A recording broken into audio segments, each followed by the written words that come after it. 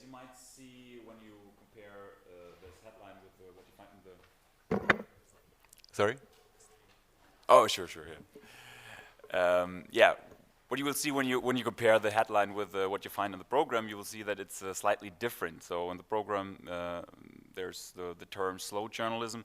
In here, it's saying where's the sustainability movement for journalism, and that's due to the conversations I had during the last days and all the talks that I heard here in the last days, and something that I lacked in a lot of the conversations or in a lot of talks I heard was this feeling that we're really thinking long term. Like we're so busy trying to like following what's going on, like with the latest change of the Facebook algorithm and like I don't know, like where we suddenly grow like video experts, where we actually have like a writer staff and all this kind of stuff. So I think it's really time to think more long term and to start like something like a sustainability movement. I'm going more into detail when it comes to that, but first I want to present you Piqd because that kind of sparked the whole interest in this topic for me. Piqd is a sort of program guide for good content on the web. So think about it like a portal for film critiques or like a portal for product reviews. So if you want to like buy a driller or you want to buy a car, you obviously read up online and check up what's the best car to buy, what's the best driller to buy. If you want to invest like an evening in the cinema, you consult like a film critique and see what's the best movie. For journalism, weirdly, we don't have this really. We don't have like something like a film critique that gives you an answer how you can like optimally invest the 20, 30, 60 minutes you have to actually read journalism. And that's what Piqd provides. Our mission for publishers is that we distribute relevant content for free, unlike Facebook, of course. So for us, it's really important that that the publishers perceive us as an ally. We are always like really transparent where we link to. We don't necessarily want to keep the traffic on our site. We really make transparent where the real links are and send qualified traffic to the publishers. The mission for readers is to provide a bullshit-free information environment. And bullshit, I mean, not like in the movies, but like Harry Frankfurt referred to in his essay on bullshit. So just read this out loud. Bullshit can be neither true nor false, hence the bullshitter is someone whose principal aim is to impress the listener and the reader with words that communicate an impression that something is being or has been done, words that are neither true nor false and so obscure the facts of the matter being discussed. I think that's a feeling that we all know very well when we find ourselves being caught on Facebook longer than we actually plan to. Like we just want to browse for 5 minutes and suddenly we click on this link and on that link and we're knee deep in bullshit. And with Piqd, we really wanted to provide this, like an environment without bullshit. And how we're going to do this is by using the expertise of 100 experts. Experts can be journalists, politicians, and academics. So we have like some of the most renowned journalists in Germany working for us. We have like members of parliament working for us. We have really renowned academics working for us.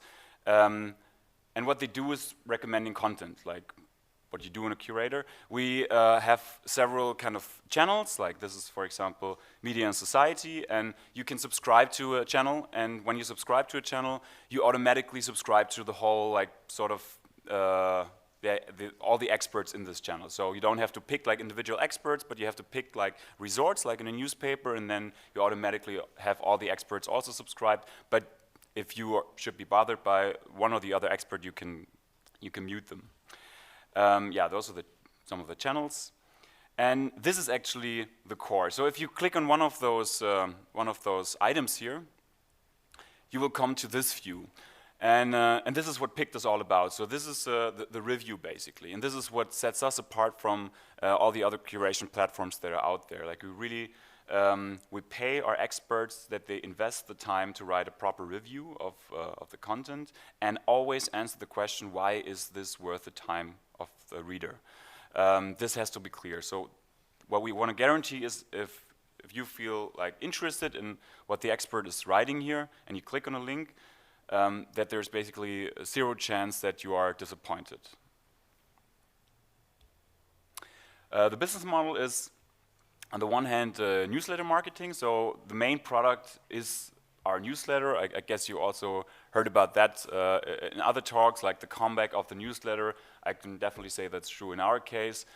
Traffic on our website is there, but it's really hard to like build a new brand and get people to like go to your website every day.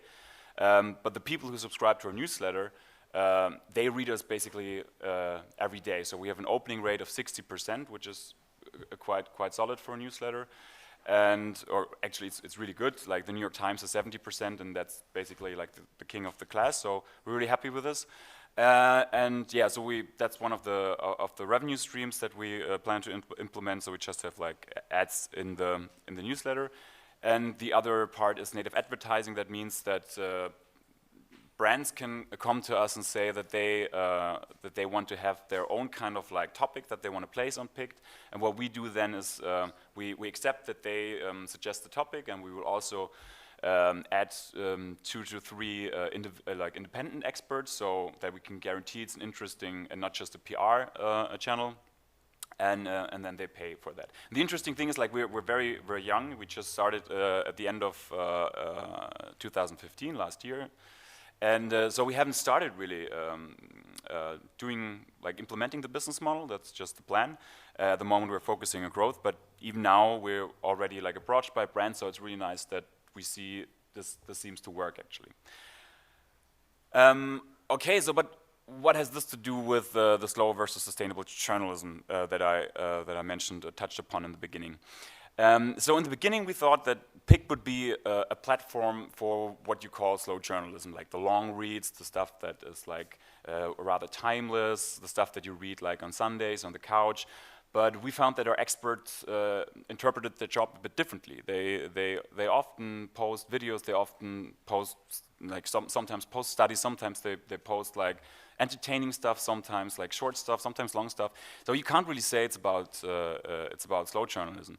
What we found though is that around half of the sources our experts recommend, they are not from mainstream media. There's a lot of independent, of small publications that our experts dig into and recommend content from, and that what is kind of interesting me actually more than this slow journalism debate, because when I look at all the independent and small publications in Germany that a lot of the Piqds, that's how we call the recommendations, are coming from, you will find like highly motivated, very skilled very skilled, very motivated newsrooms, but they're all struggling, and I think they're struggling more than is necessary, and there is very little help for all those newsrooms. Like alone in Germany, like there are so many projects. Like during the last 3 years, there's like Correctiv, there's Crowd Reporter, there's Perspective Daily now. They just like finished their crowdfunding. There's Substanz. There's actually a lot going on, but all of those newsrooms, they all have to fight terribly hard to cut through the noise, to build their brand, to build a sustainable business model. So I think it's really important that we think about how can we like build an environment where those kind of young upstarts are striving, because the big possibility they have is they can start a business now. They start in this time. They start in a digital environment, and they can build their whole business and their whole like newsroom culture for this environment. And this, I think, is a huge opportunity compared with like the mainstream media, who have this like huge challenge that they have to somehow make this transition work. And I mean, when you listen to all the talks, you will hear how confused they are. There are so many things that they have to deal with that it's really hard to plan for them long time. So I think it's for a sustainable journalistic environment. I think it's really worth focusing on the younger startups and think about how we can make life easier for them. I mean, we think we do our part, like a very small part, by just paying like a very fair salary for the expert journalists that work for us. So we pay 500 euros for 12 Piqds. So that means like the experts that are working for us, they commit themselves to recommend 3 Piqds each week. And that, if you calculate it, like if you divide it by 12, 500 by 12, that means 40 euros per Piqd. And I mean, Piqd is something like an extended Facebook post, so I think that's a very fair salary, but obviously it's not enough.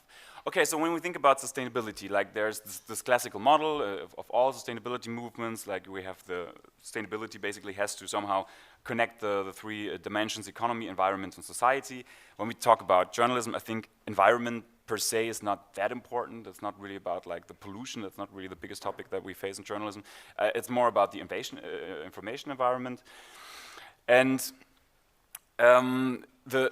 the question that really puzzles me is why we don't see something like the bio movement, like eco-food, like the green energy movement or the fair trade movement for journalism.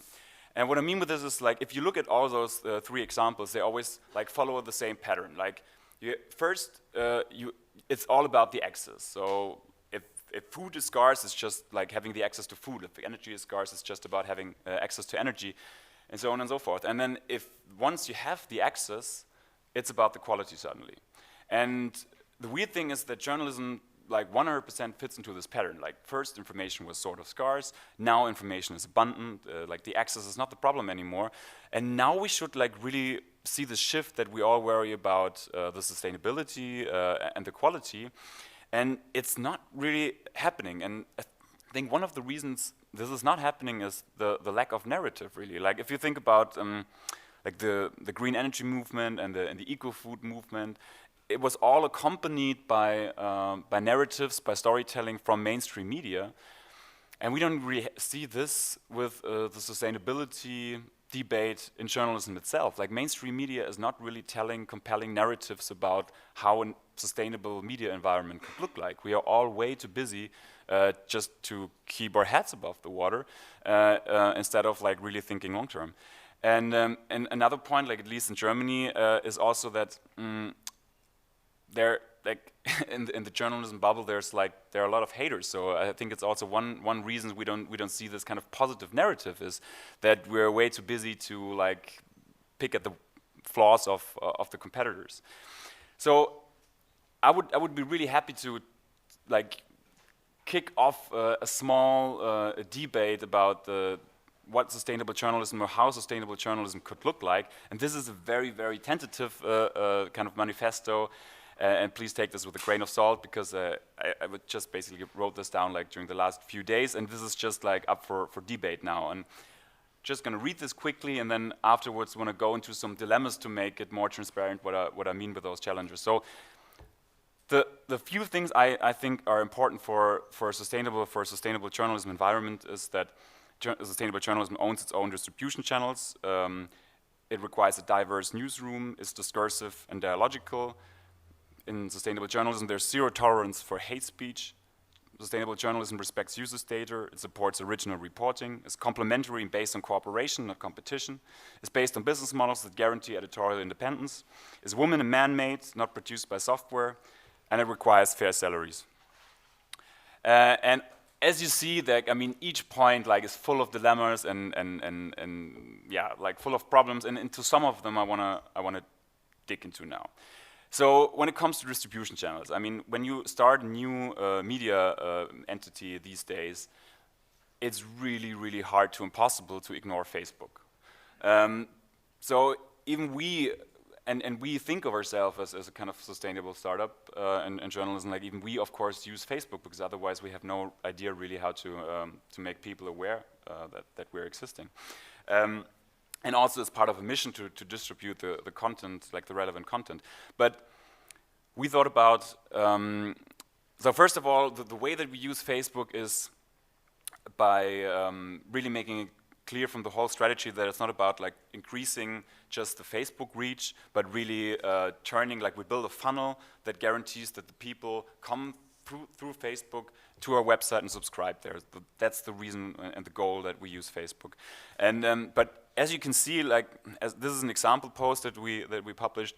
From the 21,000 people we reached, 255 people actually click on the link. Like it's 1% of the whole reach is actually ending up on our site. And I think that's a very typical sort of example. So I mean, you often see that like there's this huge like clicks, but that's actually, when you look on Facebook, they always add like other clicks in the link click, so they always like give you out a higher number than the actual traffic that ends up on your site. So this doesn't look really sustainable, and at the moment we kind of feel we're dependent on it, but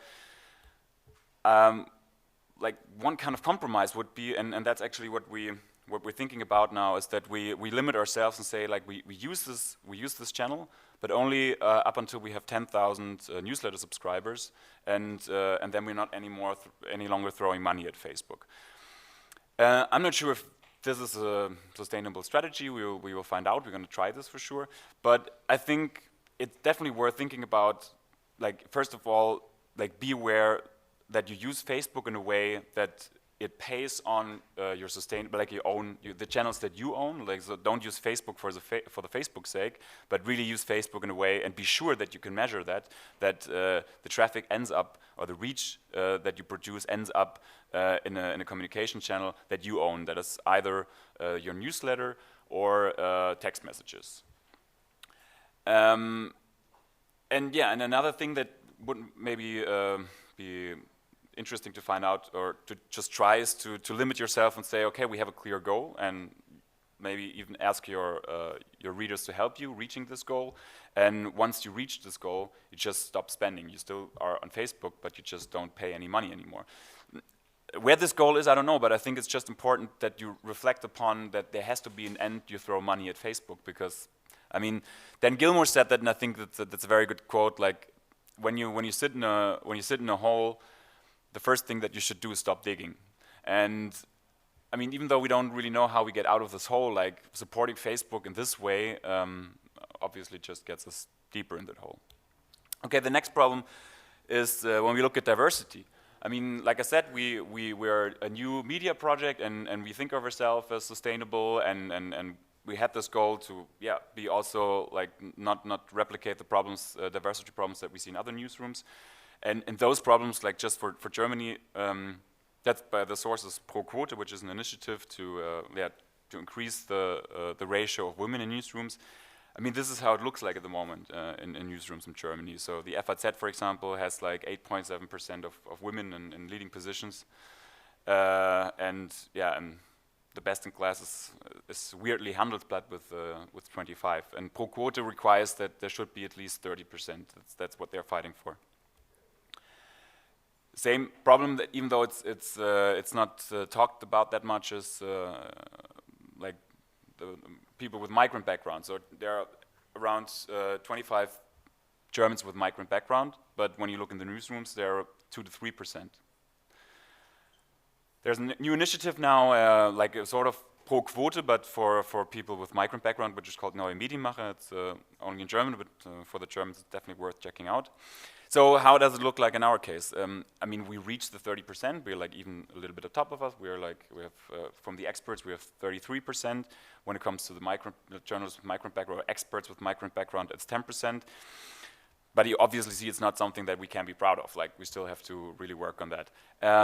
And that even, like, and one category of diversity that we can't measure and is not even talked about is like journalists from non-academic backgrounds. And I think that's also really, really important, because this is a reality that is sort of like non-existent in many newsrooms, that we just have people who are not coming from a household, from a family where both parents studied, that grew up in like a urban environment. I mean, yeah, so I think that also definitely belongs to the diversity problem, but it's not even discussed at the moment, and we don't even have numbers on that because it's not measured. Okay, and then the next problem when it comes to avoiding hate speech. So I said, like, in my perception, like, to sustainability, there belongs that it's a hate speech free environment, and we found a way, I think, and we borrowed that from Crowd Reporter actually. So we have a sort of like a troll barrier. We per se we are free, like everything is for free. But if you want to comment, if you want to vote, upvote or downvote or recommendations, so if you want to be part of the product really and not just a consumer, you have to pay. And we obviously know that only very few people will do that, and the reason is not really that we want to make money with it, but the reason really is that we want to avoid hate speech, and that works very well. Like the colleagues from Crowd Reporter can say, I guess they have the same model. It works very well there, and it works with us. So this sounds like a solution. It's definitely a solution to the hate speech problem. But obviously, you lose a lot of engagement, and like engagement is really important these days. So that's something, yeah, but that you have to basically live with. It's definitely a drawback. Yeah, so I mean, ideally you can afford comprehensive community management. If you don't, look for low effort alternatives to foster dialogue, and like a low effort alternative would be this kind of troll barrier where you have to pay to comment. Yeah, and then we have the big issue when it comes to data. I mean, we are using MailChimp, even though MailChimp is not like super, like it's not really respecting privacy the way that we wish. And we use Google Analytics, and of course that's data is also not like only staying on our hard drive. I don't really know what's an alternative to MailChimp. I mean, there's Piqd when it comes to alternatives to Google Analytics. But to be honest, I don't think that like respecting users' data doesn't necessarily mean that you can't use MailChimp or that you can't use Google Analytics. I think it just means that you really have to be like, yeah, I don't know, like define or like be as careful with the user's data as you can be, because it's sort of ridiculous that, I mean, we need this information. Like we need to know how users are engaging with our product, what they like, what they don't like, how they use it. And when you think about all the data that they give to Facebook and Twitter, I'm not sure if we have to be like holier than the Pope, as we say in Germany. But anyway, that's up for debate. Okay, now we come to the, I think, crucial and most interesting point, and that's the business models. Because as you can see, it's like the sustainability basically is just like making it, if you want to be sustainable, it really just makes it harder for you, because you can't go a lot of shortcuts, you can't always go the easier path. So like I said, I would like to focus on the upstarts here. So it's the question like how can we make it easier for them?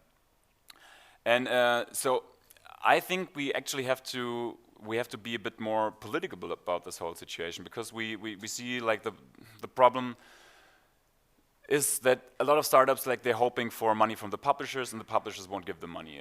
They're hoping, of course, like for money from Google, and maybe Google is giving them a little bit of money, but I mean, Google also can't and won't pay you forever. So, but what we don't really see is like more claims to the government, and I don't mean that the government necessarily should like hand out money just like that, because obviously that's a problem for independence. But there are some, like, at least in Germany, there are some really concrete measures you could take to make it easier for young media startups. And one of those concrete steps could be, for example, that you stop requiring journalistic foundations that they have to pay taxes. So in Germany, and I know in many other countries as well, I was quite surprised in the conversations that I had to hear that Germany is actually not the only country. If you start a foundation and journalism is your key purpose, you can't be a tax-free foundation. So what a lot of foundations have to do is, for example, build like a sort of second branch that is committing themselves to the education aspect. And then somehow, like, the tax authorities say it's okay. So Correctiv, for example, who's a foundation, they make huge efforts in education programs. Toriel it's like the biggest portfolio platform in Germany for journalists. They also had to start like an academic, the academy where they offer education, just so the tax authorities accept that you are actually a foundation and people can donate and don't have to pay taxes on that. So I think that's a very concrete measure you can take without really losing independence, just like really build up some pressure. So you can start journalistic foundations without always having to offer this education branch, which obviously requires like a lot of resources. And then in Germany and also like at least in the countries that have like public broadcasters, I mean, Germany, of course, like is I think it's ridiculous, like how big the public broadcasting system is. I mean, we have like a public broadcasting system of like a yearly budget of 9 billion, compared with like the American, the U.S. Public broadcasting budget of 700 million. Like it's just crazy. I mean, 700 million in America, 9 billion in Germany, and I think it's definitely worth. Like it's a no-brainer that we should build up like some pressure that like at least a couple of millions are getting out of this huge budget and are like in a sort of fund to support like young journalistic startups who maybe then like commit themselves to those kind of like sustainability criteria that we could elaborate on, and also like there are so many options. Like you could also say like donors, for example, if they donate something to like journalistic startups or foundations, then you would get the same sum out of this public grant, for example. So there's so much possibility in terms of what we can actually demand from public support, like from state support, and I don't really see it. And I think a problem we don't see is having this conversation is that the mainstream or the big publishers they have so many issues that they have to fight for, and also they're entangled in so many dilemmas that it's not really in their interest to have this conversation, and also they know that a lot of the money wouldn't necessarily end up in their pockets. So I think it's really up to the public, up to freelance journalists, up to startups to have this conversation, actually start being political and make political claims, because yeah, if we want to have a sustainable information environment, then it's really time that something changes. I would leave it here and just go back quickly to this slide, and maybe open the room for debate. Like, what are your thoughts? I mean, sorry that this is all a bit blurry, because like I said, this is like I prepared a different presentation, but it's just I was really bothered with the conversations that I had, and I think it's, like I said, it's time that we get a little bit political and think about like more long term and more what we can do for small startups. So what are your thoughts? I'm interested in your opinion. No one has any no thoughts in this room?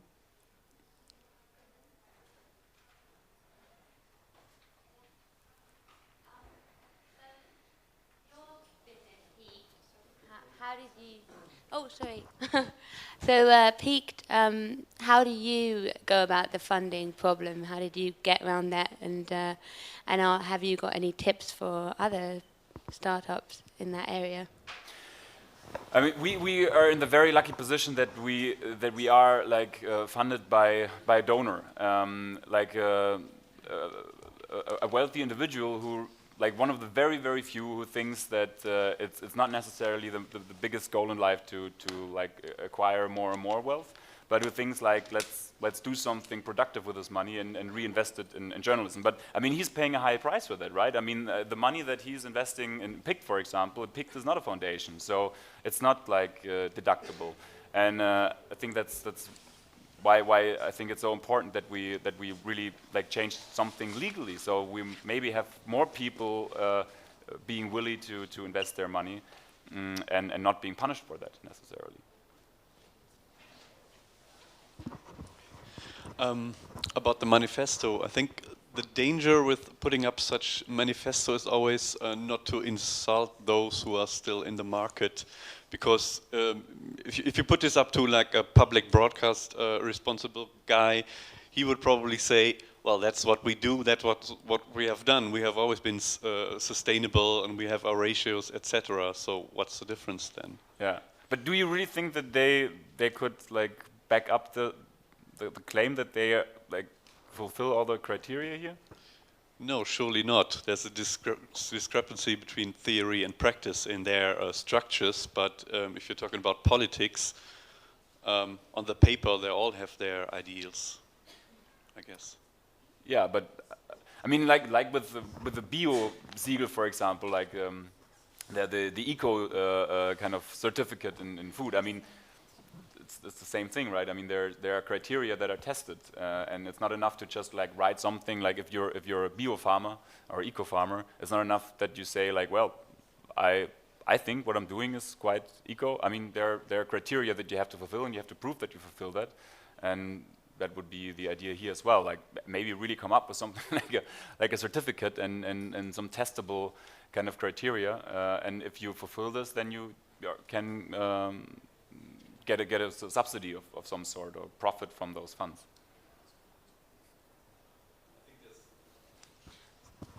I think there are many journalism prizes and grants that people of those organizations have won, so they might think those are like a label for it. It is. I mean, the prices are a label for the quality. So I'm not saying that like the publishers are not producing quality content. I mean, we are totally dependent on what they do. And I mean, one of the reasons we founded Piqd is that we think there's like outstanding quality out there, and most of it from the big publishers. And we want to help them like raise awareness and raise the reach. So this is not at all a fight against the publishers.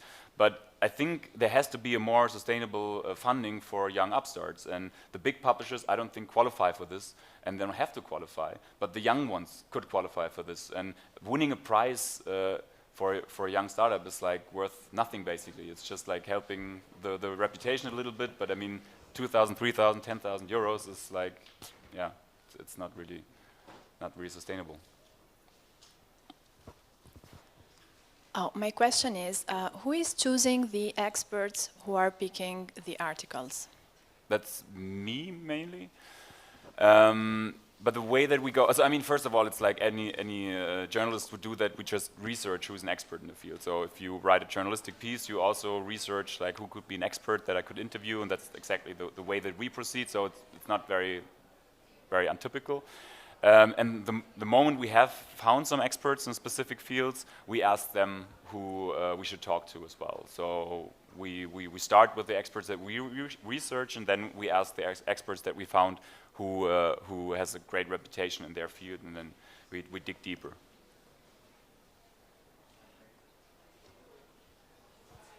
Hi. You had your points of sustainability criteria. They are very idealistic. And I would just want to take a step back and ask you, what do you mean by sustainability?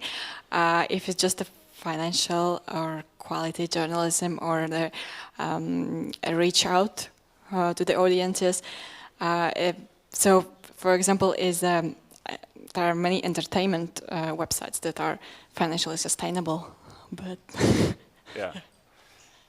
yeah, I mean, entertainment, is obviously not what I have in mind when I think of journalism. And I mean, yeah, I think it's sort of in the word sustainable. It just means that like you have to come up with criteria that are not just valid for today, but that are really valid for the long term.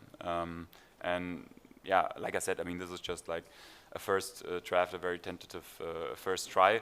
But I think it's definitely worth, like in this environment, like, and especially when like at this conference where it's all about like just like trying to catch up with everything that's happening around us. I think it's really important to take a step back and look at like how can an environment look like? How can journalism exist that is not dependent that much on the platforms that we don't control? Like using the platforms, of course, but using it in a way that it helps us build like independent distribution channels. Because that's, I think, the biggest challenge that we have at the moment. Like, yes, there is a big problem in funding, but the biggest problem, midterm and long term, is the distribution problem. Like, how can we make sure that the real good content that's out there is reaching like a critical mass in an environment that's less and less in our hand, and that is working in a function that has nothing to do with our relevance criteria as journalists.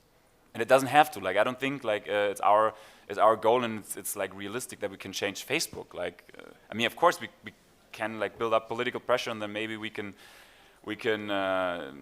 split up Facebook at some point, but it will never happen that journalists can like dictate the logic of the Facebook algorithm. That's not going to happen. So I think, yeah, that for me that's the core of sustainability. Like, really think, how can we use all these digital tools to like again be more independent in our distribution. Right. Okay. So that's it. Thanks a lot, and I'm of course happy to continue this conversation.